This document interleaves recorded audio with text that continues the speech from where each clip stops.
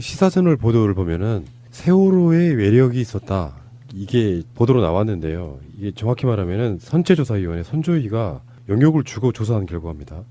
국가기관이 지금 세월호가 선체에 어떤 이상이 있느냐 뭐 이런 것들을 조사하는 과정에서 나온 건데 배 앞쪽 부분 좌연 쪽에 왼쪽에 2,800톤이 힘이 작용해서 찌그러졌다는 게 나왔는데 네, 안쪽으로 움푹 들어갔다는 거죠. 그렇죠. 그러니까 근데 그냥 들어간 게 아니고 그 지점에서 마치 스크래치가 있더라. 그러니까 부딪힌 자국이다라고 지금 보도가 나온 거예요. 우리가 언론에서 그동안 세월호가 누워있는 모습을 볼 때 왼쪽 부분은 잘 안 보였다고 하지만 지금 선조위에서 나오고 있는 조사 결과에 따르면요. 이게 엄밀히 말하면 왼쪽이 아니고 좌측이긴 한데 선수 바닥 쪽이에요. 그렇죠. 선수 바닥 쪽 파란색 색칠해지는 선수 바닥 쪽에 스크래치가 배는 보통 진행 방향으로 스크래치가 나거든요. 진행 방향에 뭔가 부유물이나 나무라든지 기타 물체에 부딪히면 그렇죠. 진행 방향으로 네. 스크래치가 나는데 네. 이 스크래치는 진행 방향과 90도 각도로 스크래치가 나 있어요. 세로로 나 있는 거죠. 네. 굉장히 이상한 진행 스크래치죠. 방향과 예. 90도로 왼쪽으로부터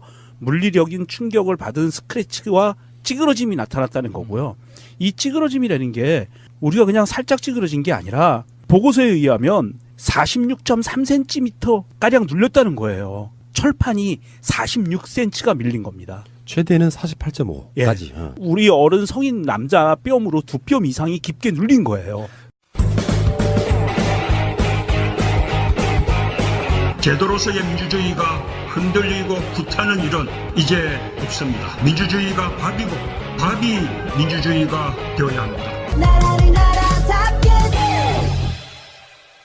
이게 보통 배를 설명할 때 배 우리 눈에 보이는 철판 자체는 굉장히 얇아서 잘 찢어질 수 있다고 설명하지만 배 안쪽에는 수백 개의 프레임이 있거든요. 격판이라고 하는 이게 그런 게 있어서 실제로는 명동님이 설명하신 그 정도의 깊이만큼 밀고 들어가는 건 거의 불가능하다고 봐야 돼요. 이 자리가 왜 측면이 아니고 중요한 게 배의 하부라고 얘기한 게 왜 중요하냐 하면 배에는 하부에 용골이 지나갑니다. 용골, 골조 중에 가장 굵은 골조가 들어가요. 그래서 배의 모든 하중과 무게와 뒤틀림을 방지하는 용골이 배의 바닥으로 가운데로 지나가거든요. 이 용골 부분이 눌렸다는 거예요. 46cm가 밀고 들어갔다는 겁니다. 그래서 그렇게 찌그러진 게 대략 이렇게 면적으로만 보니까 어떤 거냐면 가로가 10m 정도 됐을 때 세로가 3m 조금 넘는 31제곱미터 정도 되는 거죠. 대충 감이 오세요? 한 10m 정도의 세로가 한 3m 정도 되는 그 정도가 찌그러졌다는 거예요. 예. 이 정도 둥근 형태의 눌림 형상이거든요.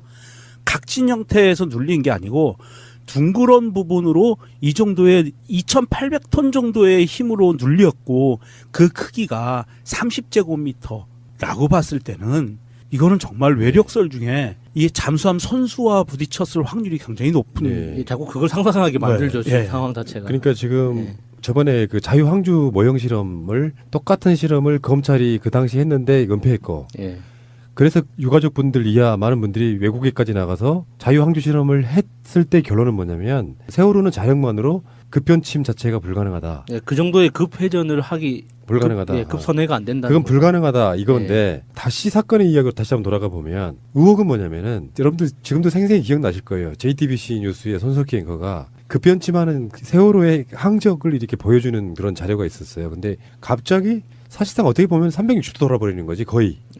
그러면서 세월호가 무너졌다. 대부분의 이제 왜 그랬냐는 추정치들은 뭐냐면 세월호에 고박이 되지 않은 화물들이 많이 있어가지고 급격하게 쏠리면서 배가 무너졌다라고까지 얘기를 했는데 그게 아니라는 여러 가지 실험들이나 논박들을 통해 가지고 그 정도로는 세월호가 무너지지 않는다라고 하는데 왜 자로의 동영상도 우리가 그런 이야기를 했었잖아요. 어마어마한 그 이슈를 끌었던 그 자로의 동영상도 결론은 외력이 작용해서 세월호가 침몰한 거다 이렇게 이야기하고 있는 건데 지금 이 정도 증거가 나왔다면 새가 날아든다 같은 그 지하실의 일개 팟캐스트가 아니고요. 우리나라의 공식 기구인 선조위에서 발주한 용역 보고서에 나온 겁니다. 이 보고서에 명확하게 이렇게 썼습니다. 해저 충돌 또는 미상의 충돌에 의한 변형이라고 명확하게 써놨어요.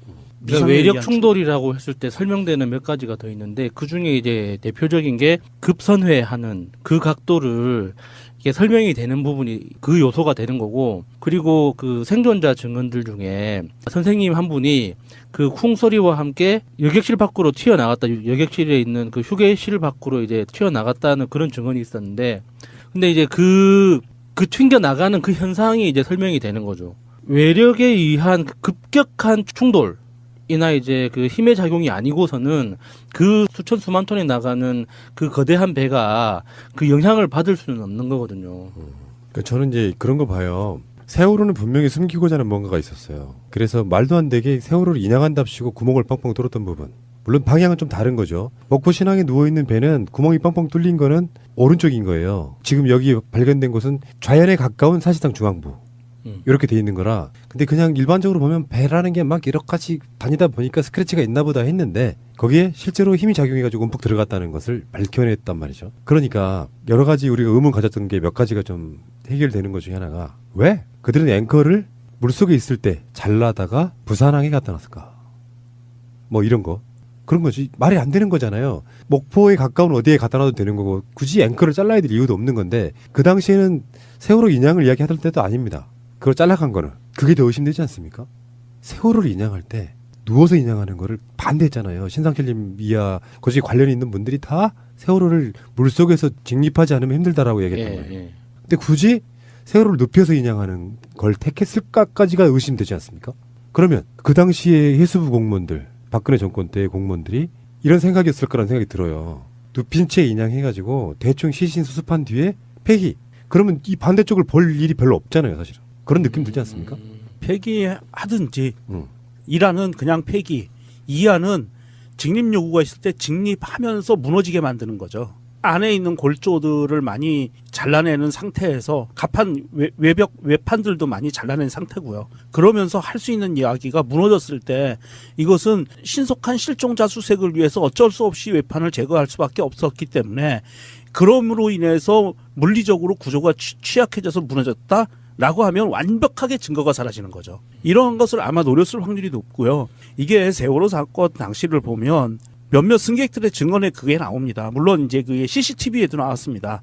배가 기울기 전에 쿵 하는 소리가 들리는 부분, 이 부분이 분명히 있었고요. 조타실에서도 조타수가 그 당시 그날 4월 16일 날 좌현으로 5도 각도, 5도면 아주 미세하잖아요. 5도 각도를 변침을 지시했을 때 조타수가 타가 이상하다라는 이야기를 합니다. 그렇죠. 예. 그러면서 그 직후에 세월호가 50도 이상 급격히 기울어 버립니다. 그러면 이게 쿵 하는 소리와 조타수의 증언과 그리고 튀어나가신 분과 그리고 이 찌그러진 부분을 같이 묶어서 한번 이거 세심하게 타임라인상으로 재구성을 해봐야 돼요. 이 쿵 하는 소리가 과연 언제인지 정확하게 잡혀내야 이게 세월호 침몰과 연관성이 있는 거냐 없는 거냐를 명확하게 따질 수가 있을 것 같아요. 정말 저는 소름이 돋고 아득해지는 게 세월호에 이렇게 물리적인 충격이 있었다라는 것이 밝혀지면서 얼마 전에 울릉도에 가던 배가 물이 새서 난리가 난 적이 있었잖아요. 울릉도에서 독도 그쪽 해역에서 그 배도 물리적인 충격으로 인해서 물이 새는 거예요. 그리고요. 그 당시에 이렇게 나왔습니다. 물리적인 충격에 의해서 물이 샜다고 나오고요. 그 당시에 얼마 전에 그 울릉도 사건이 벌어졌을 때도 그 지역이 미군이 군사훈련 지역이었고요. 그리고 세월호 당일날도 미군이 군사훈련 지역이었다는 거예요. 그거는 우리 방송으로도 여러 번 밝혔죠. 네. 그 당시 훈련 중이었다고. 네. 그러니까 지금까지 왜 저렇게 과도하게 교통사고임을 강조하면서 진상규명을 반대했는지 그 느낌적 느낌이 이제 좀 나오지 않습니까? 그러니까 일단은 지금 이 상태로만 보면 고의적이든 아니든 간에 뭔가가 부딪혔는데 부딪혔다는 것을 숨기기 위해서 뭔가 모종의 작업들을 했단 말이에요. 그러면 그냥 사고이면 그렇게 숨길 이유가 없잖아요. 리스크를 감수하면서까지. 저는 자유한국당 그 당시 새누리당과 박근혜의 청와대가 주장해왔던 내용들이 지금 섬찟해지기 시작했어요. 이거는 비하하는 거 아닙니다. 그 당시에 그 인간들과 극우 집회자들이 떠드는 말이 있었죠. 세월호는 교통사고였다. 난 이 말이 끔찍해지기 시작했어요. 이것이 진실의 한 파편일 수도 있겠다. 그러니까요. 해상에서 교통사고 날 일이 선박충돌 외에는 없거든요. 그러네. 말이 말 되네. 뭔가를 부딪힌 거네. 난 이게 끔찍해지기 시작했어요. 그 사람들이 자기들도 모르는 사이에 어떤 진실의 한 단편을 갖고 어마어마한 왜곡과 마타도를 시작한 거 아니었나. 그런 생각이 들기 이제 시작하면서 우리식으로 해석하는 건 그렇다는 것이죠. 그러니까 네. 그 핵심의 어떤 비밀들을 알고 있을 만한 사람들은 정치적으로 나서잖아요. 네. 전비들이 이제 거기에 대해서 뭔가를 이렇게 계속 이야기할 텐데 말이죠. 그러니까 어느 정도 또 풀리는 게 있지 않아요? 제가 세계가 날아든다 방송하면서 가장 충격적이었던 그날을 저는 기억해요. 그때 2014년도였는데 세월호에서 건져 올린 물건 중에 국정원의 문건이 나왔을 때였습니다. 그러니까 세월호 사건 나고 나서 몇 개월이 지나고 난 뒤에 이해가 안 됐던 것들이 다 풀렸던 기억이 나요. 국정원과 관련 있는 배였네? 라는 게 이번에도 마찬가지죠. 자료 같은 이제 뭐 네티즌이 그걸 증명하겠다고 열 몇 시간짜리 동영상을 올렸을 때 세월호를 올렸는데 미관상으로 보니까 찌그러지는 적이 없었어. 자료라는 분에게 굉장히 많은 비난이 쏟아졌던 기억이 나는데요. 그렇죠. 이걸 반대로 생각하면 움푹 들어간, 그러니까 누구나 다 볼 수 있는 그런 움푹 들어간 느낌이 아니고 아랫부분에 스크래치와 함께 얼핏 육안으로 보면 외관상 뭔가 찌그러진 흔적이 없다고 생각해서 이야기를 했지만 전문가들이 봤더니 어마어마하게 엄청난 찌그러진 힘. 거였다라고 네, 네, 보면 이러면은 저는 우리 확신이 맞아가고 있는 것 같습니다. 고의 충돌. 왜냐하면 그냥 교통사고에서 뭔가를 부딪혔다면요. 그렇게까지 숨길 이유는 딱 하나밖에 없어요. 미군 등이 관련되어 있는 사고가 나서 사람이 죽었다. 근데 그 상황에서는 빨리 구하거나 하면 되는 거거든요. 그럼 박근혜 책임은 다 지워지는 거예요. 사실 알고 보면. 뭔가 잘못된 부분이었기 때문에 진짜 교통사고면. 근데 왜 그걸 숨기죠? 새가 날아든다는 여러분들의 하트를 먹고 삽니다. 잊지 않으셨죠? 에피소드 제목을 누르고 플레이가 되면 오른쪽 위에 하트를 꾹 눌러주세요. 오늘도 감사합니다. 더 많은 분들이 들을 수 있도록 하트 꼭 눌러주세요. 고의적으로 구조하지 않았다는 그런 정황들까지 포함해서요. 이 실험 데이터와 이번에 보고서에 나온 실험 데이터와 선박의 구조를 보면 그 스크래치 90도 직각으로 나 있는 스크래치죠. 진행 방향과 직각입니다. 이 스크래치를 설명하는 부분이 첫 번째가 어떤 외력이 앞부분이 둥그런 모습을 갖고 있는 외력이 이 부분을 충돌을 합니다. 이 부분이 어디냐 하면 컨테이너가 실려 있는 부분이에요. 선수의 그 밑에 바닥입니다. 거기를 충돌을 하면 작은 물체가 아니라 큰 물체고 그것이 움직이던 거면 관성에 따라서 이게 힘이 더 커지거든요. 움직이는 물체는 힘이 더 커집니다. 서 있는 것보다. 그래서 움직이는 물체가 직각으로 받았을 때 세월호가 위로 밀렸을 거예요. 위쪽으로. 그러면서 세월호는 밀리고 옆에서 부딪힌 부분은 밑으로 가라앉고 이거는 이제 관성대에 따라 어쩔 수 없어요. 그러면서 스크래치가 위에서부터 아래 방향으로 난 거라고 보이고요. 그러면서 긁고 들어간 거라고 보이고 또 하나는 그 김어준과 미친 김 감독이 주장했던 컨테이너 있는 부분에 그 난간에 잘라진 부분들 있죠. 그 무엇인가 눌린 것 같다. 그래서 잘라진 부분이 나왔다라고 얘기하는 게 뭐 미사일이니 뭐 여러 가지 얘기가 있었는데 저는 그것도 이번에 설명이 되는 게 그 잘라진 부분 바로 밑에예요. 충돌 현장이. 이 눌린 자국이 있는 곳이. 그렇다면 위에서 컨테이너들이 떨어지면서 힘이 가장 많이 받는 자리이기 때문에 떨어지면서 눌려서 잘라질 수 있을 확률도 커요.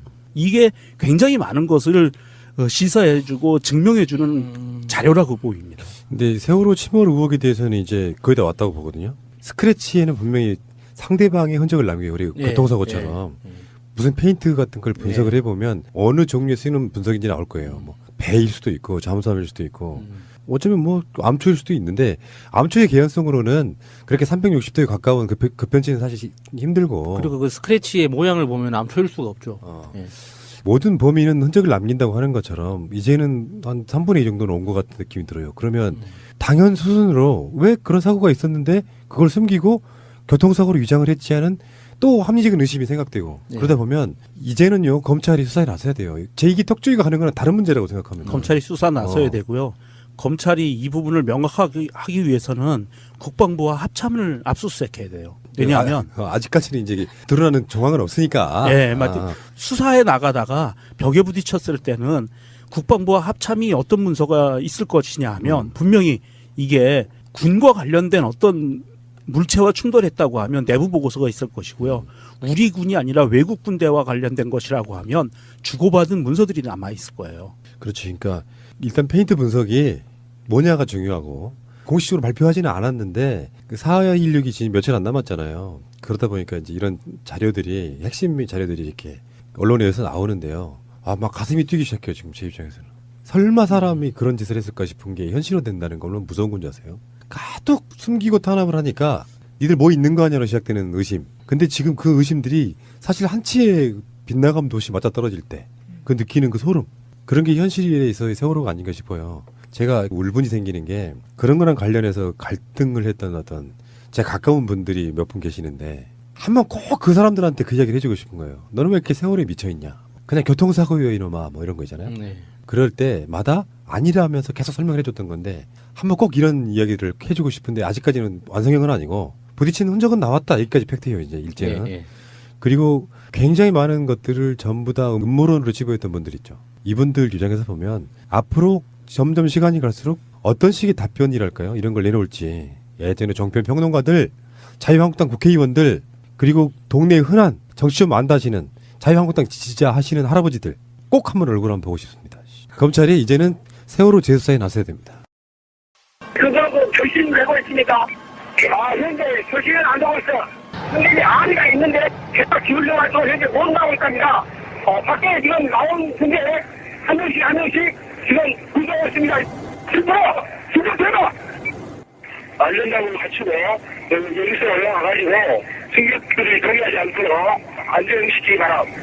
도착과 동시 단정을 내리고 또 함내 경보를 이용해서 승객 청원 퇴선하라는 바다로 뛰어내리라는 방송을 실시했습니다.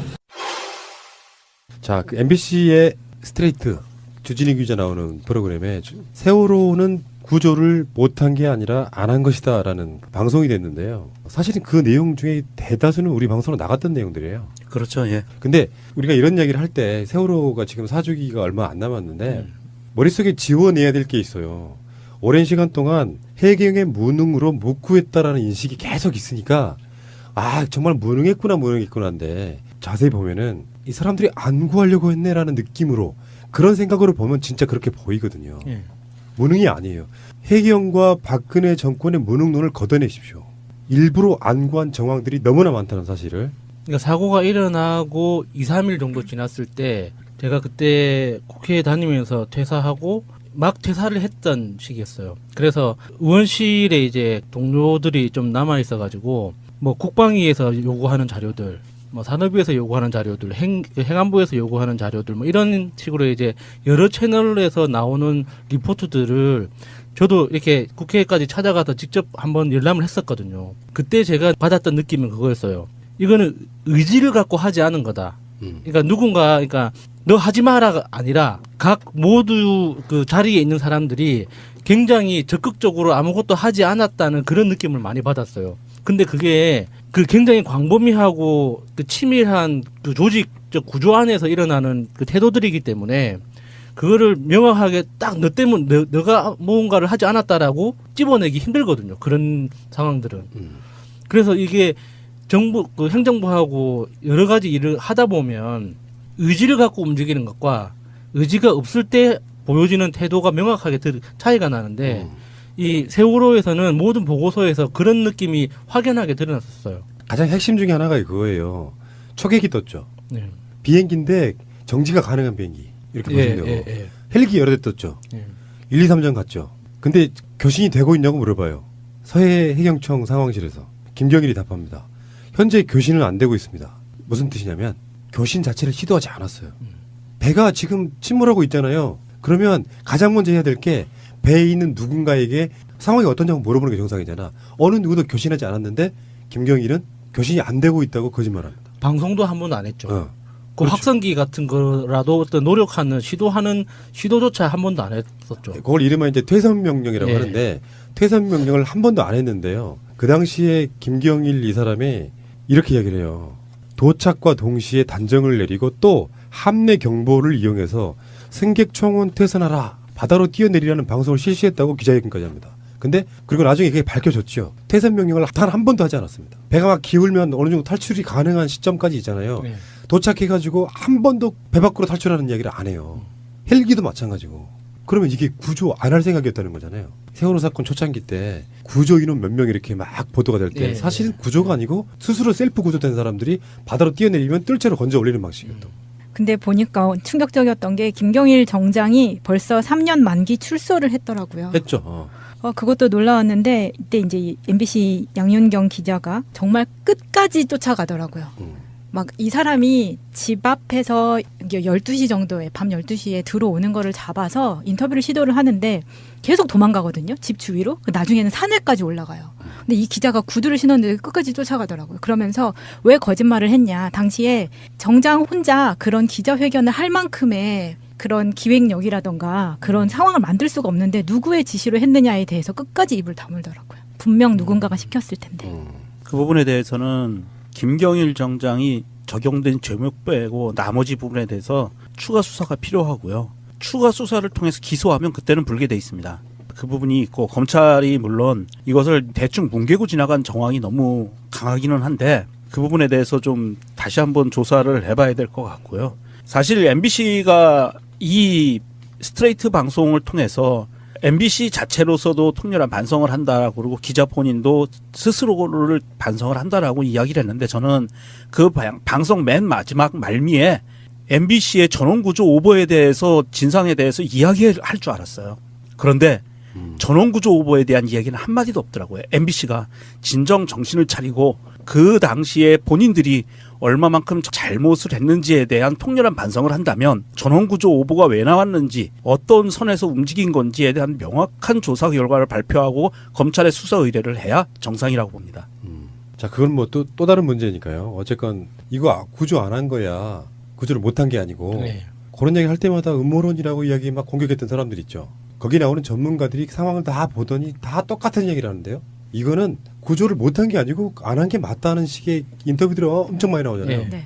그러면 뭐냐니까 그게 뭐냐고 묻는 거잖아요. 그래서 지금 청원도 있고 막 그런데 세월호 사건에 있어서 제2기 특조위만 맡겨놓는 건 다른 별개의 트랙으로 검찰은 세월호 사건에 관련된 재수사를 다시 해야 됩니다. 세월호 사건의 핵심 중에 하나인데 검찰이나 경찰이 수사를 처음에 개시를 할 때 어떤 사건이 끝났어요. 김경일 같은 사람들이 감옥까지 나오긴 했어. 근데 재수사할 수 있는 요건은 딱 하나예요. 결정적인 증거가 나오면 다시 수사할 수 있는 거예요. 사실은 우리 같은 방송들이 관련돼 있는 여러 가지 결정적인 것들을 이야기해봐야 일단 안 먹히는 거죠.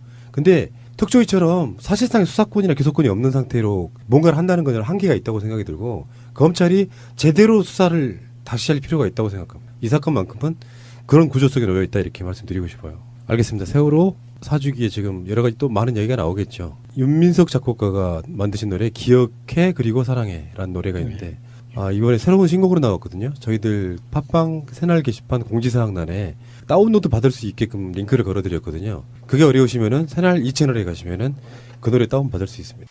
자, 그 MBC의 스트레이트 주진희 기자 나오는 프로그램에 세월호는 구조를 못한 게 아니라 안 한 것이다라는 방송이 됐는데요. 사실은 그 내용 중에 대다수는 우리 방송으로 나갔던 내용들이에요. 그렇죠. 예. 근데 우리가 이런 이야기를 할 때 세월호가 지금 사주기가 얼마 안 남았는데 머릿속에 지워내야 될 게 있어요.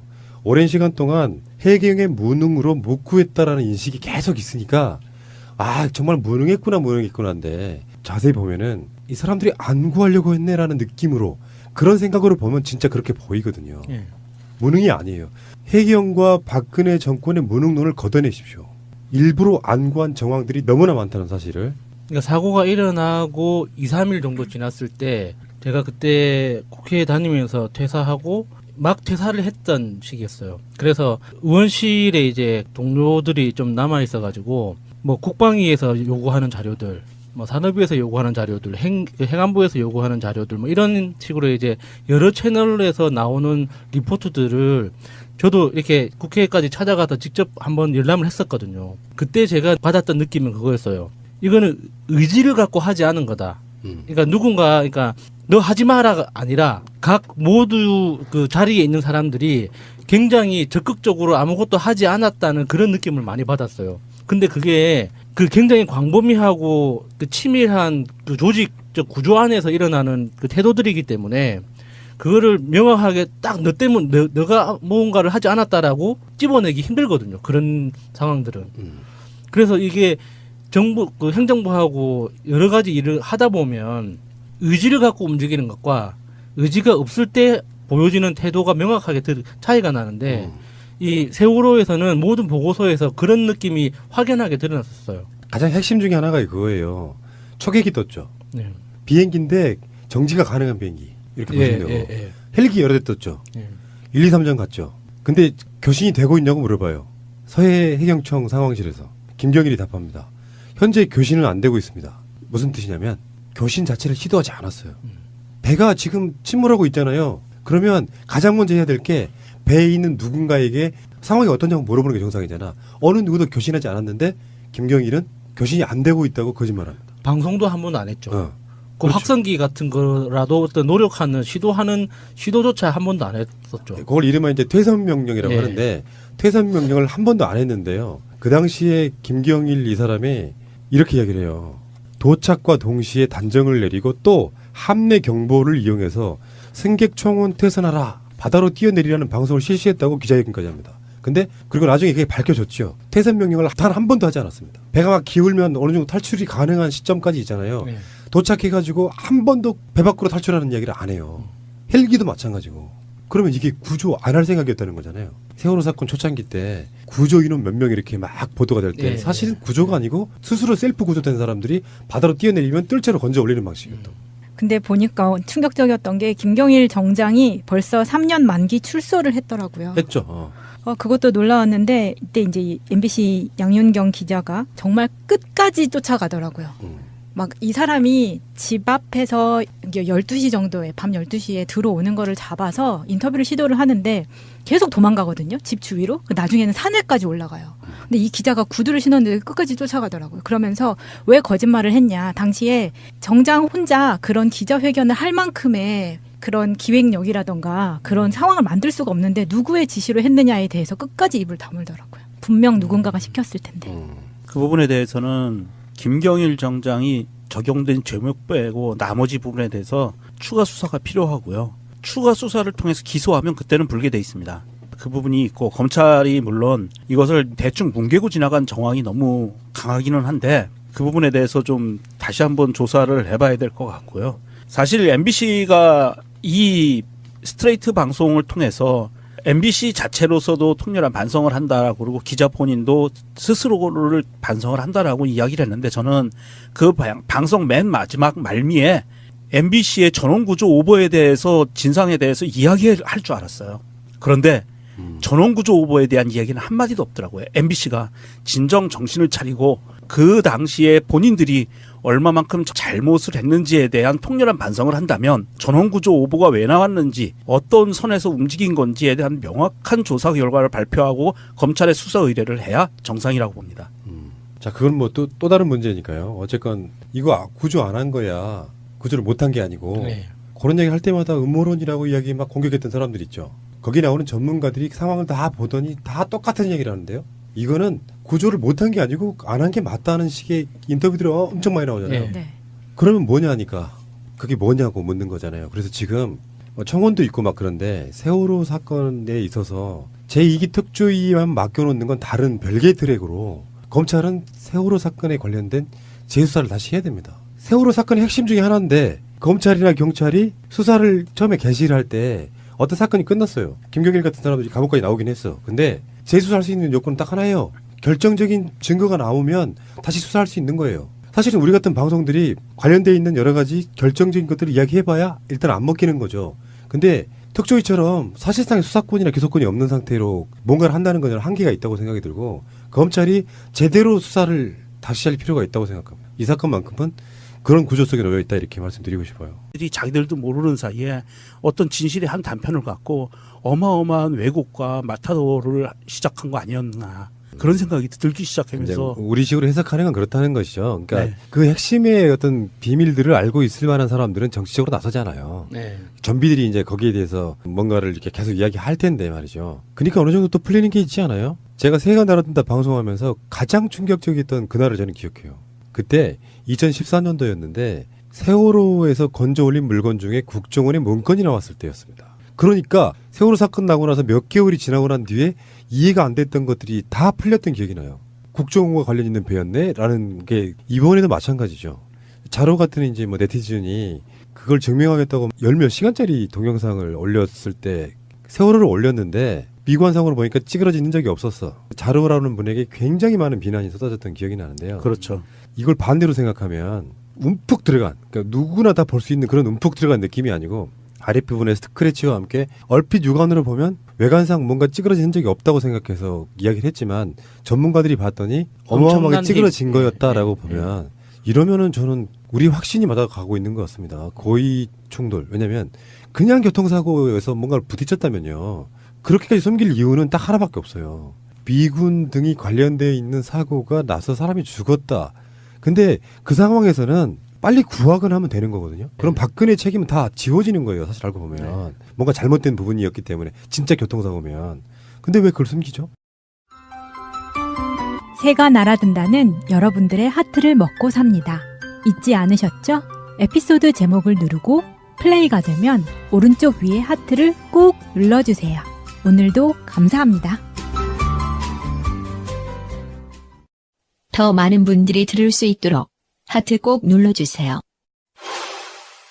고의적으로 구조하지 않았다는 그런 정황들까지 포함해서요. 이 실험 데이터와 이번에 보고서에 나온 실험 데이터와 선박의 구조를 보면 그 스크래치 90도 직각으로 나 있는 스크래치죠. 진행 방향과 직각입니다. 이 스크래치를 설명하는 부분이 첫 번째가 어떤 외력이 앞부분이 둥그런 모습을 갖고 있는 외력이 이 부분을 충돌을 합니다. 이 부분이 어디냐 하면 컨테이너가 실려 있는 부분이에요. 선수의 그 밑에 바닥입니다. 거기를 충돌을 하면 작은 물체가 아니라 큰 물체고 그것이 움직이던 거면 관성에 따라서 이게 힘이 더 커지거든요. 움직이는 물체는 힘이 더 커집니다. 서 있는 것보다. 그래서 움직이는 물체가 직각으로 받았을 때 세월호가 위로 밀렸을 거예요. 위쪽으로. 그러면서 세월호는 밀리고 옆에서 부딪힌 부분은 밑으로 가라앉고 이거는 이제 관성대에 따라 어쩔 수 없어요. 그러면서 스크래치가 위에서부터 아래 방향으로 난 거라고 보이고요. 그러면서 긁고 들어간 거라고 보이고 또 하나는 그 김어준과 미친 김 감독이 주장했던 컨테이너 있는 부분에 그 난간에 잘라진 부분들 있죠. 그 무엇인가 눌린 것 같다. 그래서 잘라진 부분이 나왔다라고 얘기하는 게 뭐 미사일이니 뭐 여러 가지 얘기가 있었는데 저는 그것도 이번에 설명이 되는 게 그 잘라진 부분 바로 밑에예요. 충돌 현장이. 이 눌린 자국이 있는 곳이. 그렇다면 위에서 컨테이너들이 떨어지면서 힘이 가장 많이 받는 자리이기 때문에 떨어지면서 눌려서 잘라질 수 있을 확률도 커요. 이게 굉장히 많은 것을 시사해주고 증명해주는 자료라고 보입니다. 근데 세월호 침몰 의혹에 대해서는 이제 거의 다 왔다고 보거든요. 스크래치에는 분명히 상대방의 흔적을 남겨요. 우리 교통사고처럼. 무슨 페인트 같은 걸 분석을 해보면 어느 종류에 쓰이는 분석인지 나올 거예요. 뭐 배일 수도 있고 잠수함일 수도 있고 어쩌면 뭐 암초일 수도 있는데 암초의 개연성으로는 그렇게 360도에 가까운 급변치는 사실 힘들고 그리고 그 스크래치의 모양을 보면 암초일 수가 없죠. 모든 범인은 흔적을 남긴다고 하는 것처럼 이제는 한 3분의 2 정도는 온 것 같은 느낌이 들어요. 그러면 당연 수순으로 왜 그런 사고가 있었는데 그걸 숨기고 교통사고로 위장을 했지 하는 또 합리적인 의심이 생각되고 그러다 보면 이제는요 검찰이 수사에 나서야 돼요. 제2기 턱주기가 가는 건 다른 문제라고 생각합니다. 검찰이 수사 나서야 되고요. 검찰이 이 부분을 명확하게 하기 위해서는 국방부와 합참을 압수수색해야 돼요. 왜냐하면 아직까지는 이제 드러나는 정황은 없으니까. 네, 맞죠. 수사에 나가다가 벽에 부딪혔을 때는 국방부와 합참이 어떤 문서가 있을 것이냐 하면 분명히 이게 군과 관련된 어떤 물체와 충돌했다고 하면 내부 보고서가 있을 것이고요. 우리 군이 아니라 외국 군대와 관련된 것이라고 하면 주고받은 문서들이 남아 있을 거예요. 그렇죠. 그러니까 일단 페인트 분석이 뭐냐가 중요하고 공식적으로 발표하지는 않았는데 그 4.16이 지금 며칠 안 남았잖아요. 구조 인원 몇 명 이렇게 막 보도가 될 때 사실 구조가 아니고 스스로 셀프 구조된 사람들이 바다로 뛰어내리면 뜰채로 건져 올리는 방식이었던. 근데 보니까 충격적이었던 게 김경일 정장이 벌써 3년 만기 출소를 했더라고요. 했죠. 그것도 놀라웠는데 이때 이제 MBC 양윤경 기자가 정말 끝까지 쫓아가더라고요. 막 이 사람이 집 앞에서 12시 정도에 밤 12시에 들어오는 거를 잡아서 인터뷰를 시도를 하는데 계속 도망가거든요. 집 주위로. 나중에는 산에까지 올라가요. 근데 이 기자가 구두를 신었는데 끝까지 쫓아가더라고요. 그러면서 왜 거짓말을 했냐. 당시에 정장 혼자 그런 기자회견을 할 만큼의 그런 기획력이라던가 그런 상황을 만들 수가 없는데 누구의 지시로 했느냐에 대해서 끝까지 입을 다물더라고요. 분명 누군가가 시켰을 텐데. 그 부분에 대해서는 김경일 정장이 적용된 죄목 빼고 나머지 부분에 대해서 추가 수사가 필요하고요. 추가 수사를 통해서 기소하면 그때는 불게 돼 있습니다. 그 부분이 있고 검찰이 물론 이것을 대충 뭉개고 지나간 정황이 너무 강하기는 한데 그 부분에 대해서 좀 다시 한번 조사를 해봐야 될 것 같고요. 사실 MBC가 이 스트레이트 방송을 통해서 MBC 자체로서도 통렬한 반성을 한다라고 그러고 기자 본인도 스스로를 반성을 한다라고 이야기를 했는데 저는 그 방송 맨 마지막 말미에 MBC의 전원구조 오버에 대해서 진상에 대해서 이야기할 줄 알았어요. 그런데 전원구조 오버에 대한 이야기는 한마디도 없더라고요. MBC가 진정 정신을 차리고 그 당시에 본인들이 얼마만큼 잘못을 했는지에 대한 통렬한 반성을 한다면 전원구조 오보가 왜 나왔는지 어떤 선에서 움직인 건지에 대한 명확한 조사 결과를 발표하고 검찰에 수사 의뢰를 해야 정상이라고 봅니다. 자, 그건 뭐 또 다른 문제니까요. 어쨌건 이거 구조 안 한 거야. 구조를 못한 게 아니고 네. 그런 얘기 할 때마다 음모론이라고 이야기 막 공격했던 사람들 있죠. 거기 나오는 전문가들이 상황을 다 보더니 다 똑같은 얘기를 하는데요. 이거는 구조를 못한 게 아니고 안 한 게 맞다는 식의 인터뷰들이 엄청 많이 나오잖아요. 네.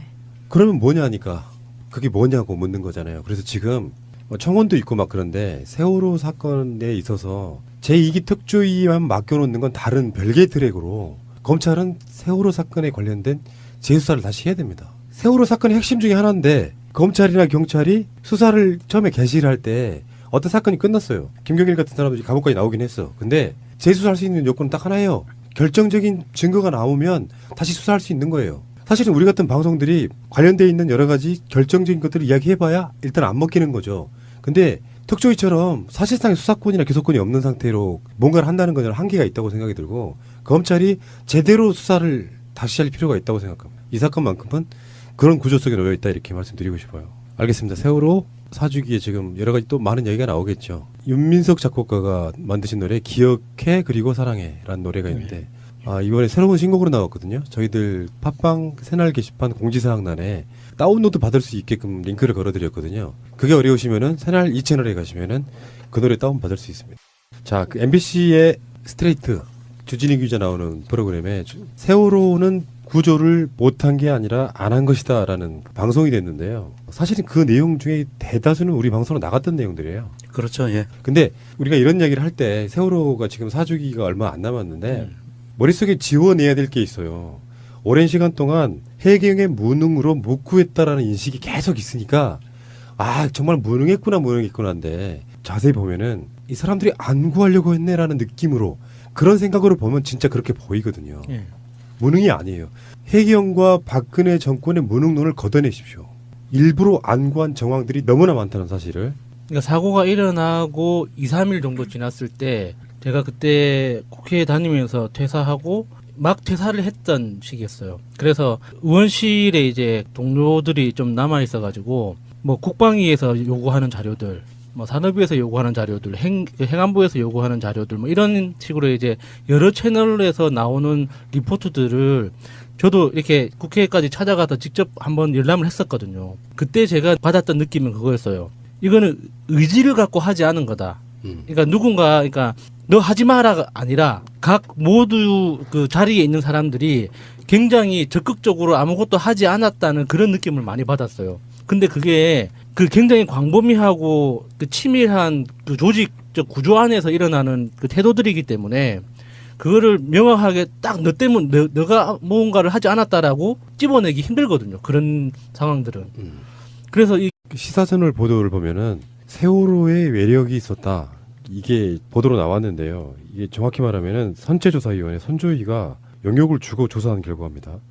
국가기관이 지금 세월호가 선체에 어떤 이상이 있느냐 뭐 이런 것들을 조사하는 과정에서 나온 건데 배 앞쪽 부분 좌연 쪽에 왼쪽에 2,800톤이 힘이 작용해서 찌그러졌다는 게 나왔는데 안쪽으로 움푹 들어갔다는 거죠. 그렇죠. 그러니까 근데 그냥 들어간 게 아니고 그 지점에서 마치 스크래치가 있더라. 그러니까 부딪힌 자국이다라고 지금 보도가 나온 거예요. 우리가 언론에서 그동안 세월호가 누워있는 모습을 볼 때 왼쪽 부분은 잘 안 보였다고 하지만 지금 선조위에서 나오고 있는 조사 결과에 따르면요. 이게 엄밀히 말하면 왼쪽이 아니고 좌측이긴 한데 선수 바닥 쪽이에요. 그렇죠. 선수 바닥 쪽 파란색 색칠해지는 선수 바닥 쪽에 스크래치가 배 배는 보통 진행 방향으로 스크래치가 나거든요. 진행 방향에 뭔가 부유물이나 나무라든지 기타 물체에 부딪히면 진행 방향으로 네. 스크래치가 나는데 네. 이 스크래치는 진행 방향과 90도 각도로 스크래치가 나 있어요. 세로로 나 있는 거죠. 네. 굉장히 이상한 진행 스크래치죠. 방향과 예. 90도로 왼쪽으로부터 물리력인 충격을 받은 스크래치와 찌그러짐이 나타났다는 거고요. 이 찌그러짐이라는 게 우리가 그냥 살짝 찌그러진 게 아니라 보고서에 의하면 46.3cm 가량 눌렸다는 거예요. 철판이 46cm가 밀린 겁니다. 최대는 48.5까지. 예. 우리 어른 성인 남자 뼘으로 2뼘 이상이 깊게 눌린 거예요. 제도로서의 민주주의가 흔들리고 구타는 일은 이제 없습니다. 민주주의가 밥이고 밥이 민주주의가 되어야 합니다. 이게 보통 배를 설명할 때 배 우리 눈에 보이는 철판 자체는 굉장히 얇아서 잘 찢어질 수 있다고 설명하지만 배 안쪽에는 수백 개의 프레임이 있거든요. 격판이라고 하는 이게 그런 게 있어서 실제로는 명동님이 설명하신 그 정도의 깊이만큼 밀고 들어가는 건 거의 불가능하다고 봐야 돼요. 이 자리가 왜 측면이 아니고 중요한 게 배의 하부라고 얘기한 게 왜 중요하냐면 배에는 하부에 용골이 지나갑니다. 용골, 골조 중에 가장 굵은 골조가 들어가요. 그래서 배의 모든 하중과 무게와 뒤틀림을 방지하는 용골이 배의 바닥으로 가운데로 지나가거든요. 이 용골 부분이 눌렸다는 거예요. 46cm가 밀고 들어갔다는 겁니다. 그래서 그렇게 찌그러진 게 대략 이렇게 면적으로만 보니까 어떤 거냐면은 가로가 10m 정도 됐을 때 세로가 3m 조금 넘는 31제곱미터 정도 되는 거죠. 대충 감이 오세요? 한 10m 정도의 세로가 한 3m 정도 되는 그 정도가 찌그러졌다는 거예요. 예. 이 정도 둥근 형태의 눌림 형상이거든요.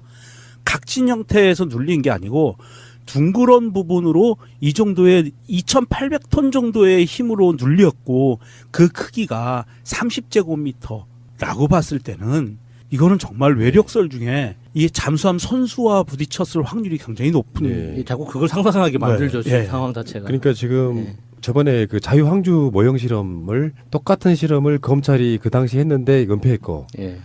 그래서 유가족 분들 이하 많은 분들이 외국에까지 나가서 자유항주 실험을 했을 때 결론은 뭐냐면 세월호는 자력만으로 급변침 자체가 불가능하다. 예, 그 정도의 급회전을 하기 불가능하다. 급선회가 안 된다. 그건 불가능하다 이건데 다시 사건의 이야기로 다시 한번 돌아가 보면 의혹은 뭐냐면은 여러분들 지금도 생생히 기억나실 거예요. JTBC 뉴스의 손석희 앵커가 급변침하는 세월호의 항적을 이렇게 보여주는 그런 자료가 있었어요. 근데 갑자기 사실상 어떻게 보면 360도 돌아버리는 거지 거의. 네.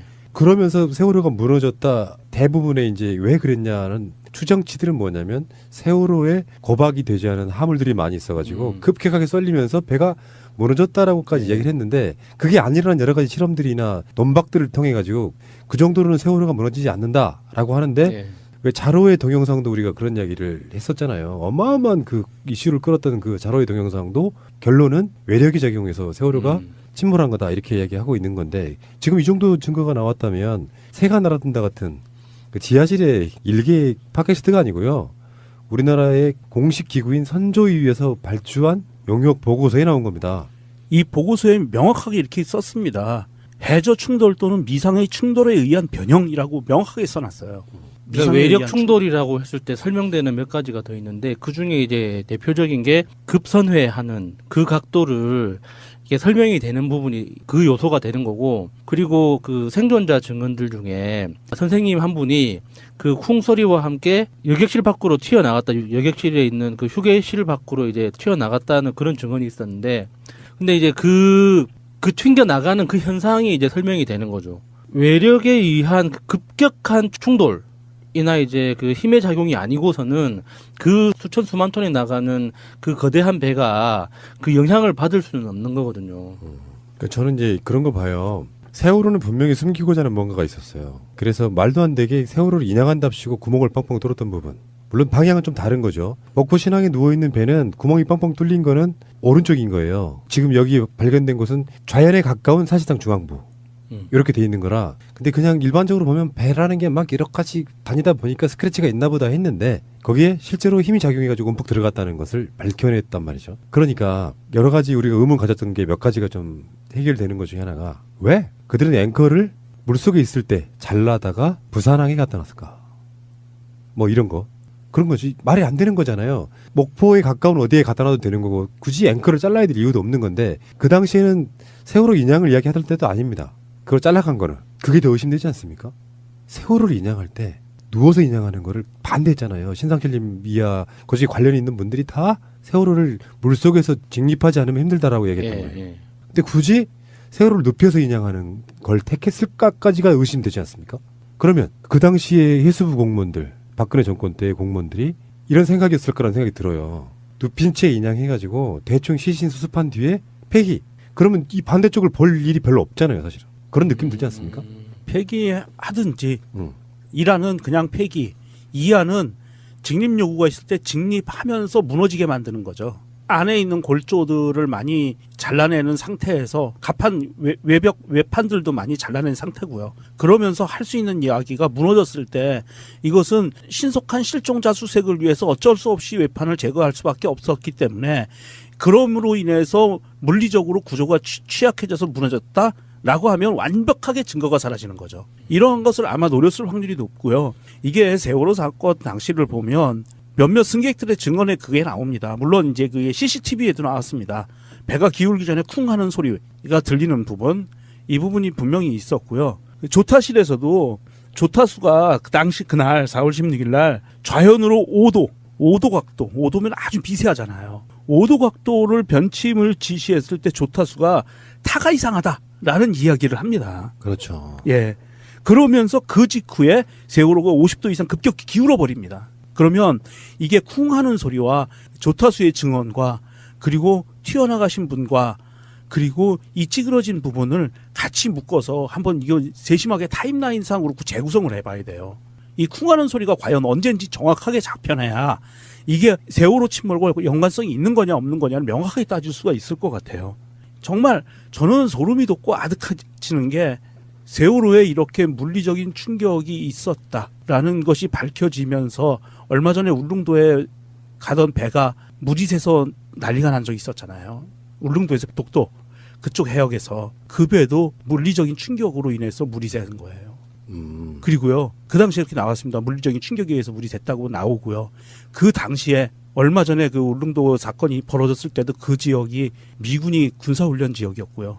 그리고 세월호 당일날도 미군이 군사훈련 지역이었다는 거예요. 그거는 우리 방송으로도 여러 번 밝혔죠. 네. 그 당시 훈련 중이었다고. 네. 그러니까 지금까지 왜 저렇게 과도하게 교통사고임을 강조하면서 진상규명을 반대했는지 그 느낌적 느낌이 이제 좀 나오지 않습니까? 그러니까 일단은 지금 이 상태로만 보면 고의적이든 아니든 간에 뭔가가 부딪혔는데 부딪혔다는 것을 숨기기 위해서 뭔가 모종의 작업들을 했단 말이에요. 그러면 그냥 사고이면 그렇게 숨길 이유가 없잖아요. 리스크를 감수하면서까지. 저는 자유한국당 그 당시 새누리당과 박근혜의 청와대가 주장해왔던 내용들이 지금 섬찟해지기 시작했어요. 이거는 비하하는 거 아닙니다. 그 당시에 그 인간들과 극우 집회자들이 떠드는 말이 있었죠. 세월호는 교통사고였다. 난 이 말이 끔찍해지기 시작했어요. 이것이 진실의 한 파편일 수도 있겠다. 그러니까요. 해상에서 교통사고 날 일이 선박충돌 외에는 없거든요. 그러네. 말이 말 되네. 뭔가를 부딪힌 거네. 난 이게 끔찍해지기 시작했어요. 그 사람들 그러다 보니까 이제 이런 자료들이 핵심 자료들이 이렇게 언론에서 나오는데요. 막 가슴이 뛰기 시작해요. 지금 제 입장에서는. 설마 사람이 그런 짓을 했을까 싶은 게 현실화된다는 건 얼마나 무서운 건지 아세요? 가득 숨기고 탄압을 하니까 니들 뭐 있는 거 아니야로 시작되는 의심. 근데 지금 그 의심들이 사실 한치의 빗나감 도시 맞아떨어질 때 그 느끼는 그 소름. 그런 게 현실에 있어의 세월호가 아닌가 싶어요. 제가 울분이 생기는 게 그런 거랑 관련해서 갈등을 했던 어떤 제 가까운 분들이 몇 분 계시는데 한번 꼭 그 사람들한테 그 이야기를 해주고 싶은 거예요. 너는 왜 이렇게 세월에 미쳐있냐. 그냥 교통사고요 이놈아 뭐 이런 거 있잖아요. 네. 그럴 때마다 아니라 하면서 계속 설명을 해줬던 건데 한번 꼭 이런 이야기를 해주고 싶은데 아직까지는 완성형은 아니고 부딪히는 흔적은 나왔다. 여기까지 팩트예요 이제 일제는. 예. 그리고 굉장히 많은 것들을 전부 다 음모론으로 집어했던 분들 있죠. 이분들 주장에서 보면 앞으로 점점 시간이 갈수록 어떤 식의 답변이랄까요? 이런 걸 내놓을지 예전에 종편 평론가들, 자유한국당 국회의원들 그리고 동네에 흔한 정치 좀 안다시는 자유한국당 지지자 하시는 할아버지들 꼭 한번 얼굴 한번 보고 싶습니다. 검찰이 이제는 세월호 재수사에 나서야 됩니다. 그거하고 교신 내고 있습니까? 현재 교신은 안 되고 있어. 승객이 안위가 있는데 계속 기울여가지고 현재 못 나오고 있답니다. 밖에 지금 나온 승객 한 명씩 지금 구조하고 있습니다. 진짜 대박! 안전장을 갖추고 여기서 올라와가지고 승객들이 동의하지 않도록 안전시키기 바랍니다. 도착과 동시 단정을 내리고 또 함내 경보를 이용해서 승객 청원 퇴선하라는 바다로 뛰어내리라는 방송을 실시했습니다. 자, 그 MBC의 스트레이트 주진희 기자 나오는 프로그램에 세월호는 구조를 못한 게 아니라 안 한 것이다라는 방송이 됐는데요. 사실은 그 내용 중에 대다수는 우리 방송으로 나갔던 내용들이에요. 그렇죠. 예. 근데 우리가 이런 이야기를 할 때 세월호가 지금 사주기가 얼마 안 남았는데 머릿속에 지워내야 될 게 있어요. 오랜 시간 동안 해경의 무능으로 못 구했다라는 인식이 계속 있으니까 아 정말 무능했구나인데 자세히 보면은 이 사람들이 안 구하려고 했네라는 느낌으로 그런 생각으로 보면 진짜 그렇게 보이거든요. 예. 무능이 아니에요. 해경과 박근혜 정권의 무능론을 걷어내십시오. 일부러 안 구한 정황들이 너무나 많다는 사실을.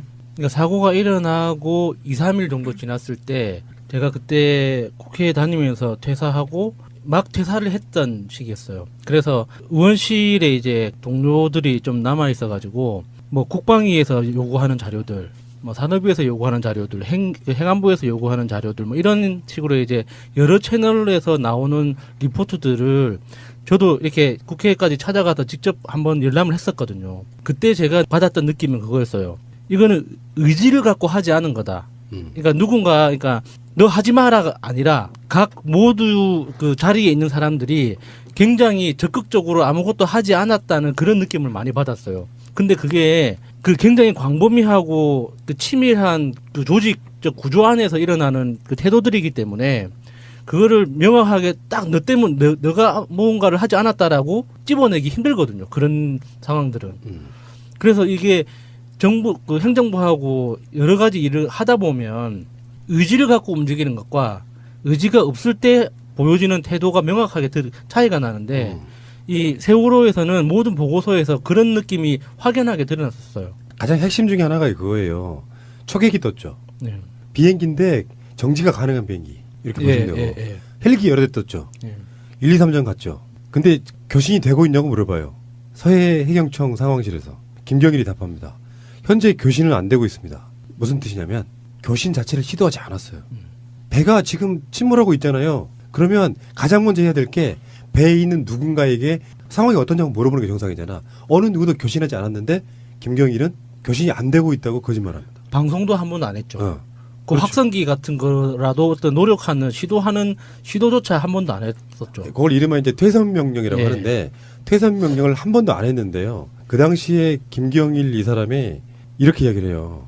도착과 동시에 단정을 내리고 또 함내 경보를 이용해서 승객 청원 퇴선하라. 바다로 뛰어내리라는 방송을 실시했다고 기자회견까지 합니다. 근데 그리고 나중에 그게 밝혀졌죠. 퇴선 명령을 단 한 번도 하지 않았습니다. 배가 막 기울면 어느 정도 탈출이 가능한 시점까지 있잖아요. 네. 도착해가지고 한 번도 배 밖으로 탈출하는 이야기를 안 해요. 헬기도 마찬가지고. 그러면 이게 구조 안 할 생각이었다는 거잖아요. 세월호 사건 초창기 때